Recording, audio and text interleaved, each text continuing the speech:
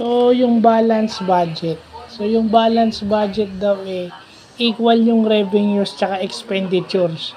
Walang surplus, walang deficit. Ibig sabihin ng deficit, walang utang, walang sobra.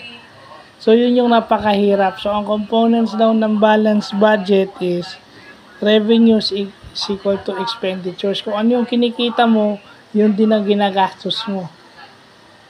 Diba? Pareho yung ginagastos mo at pareho yung kinikita mo. So, yun yung importante. No?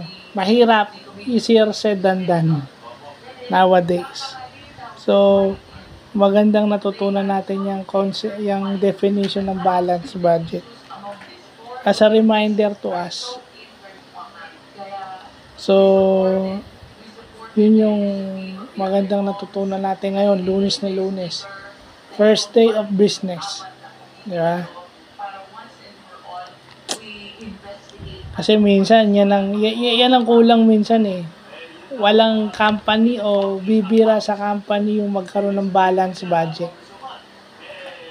So, yun lang po.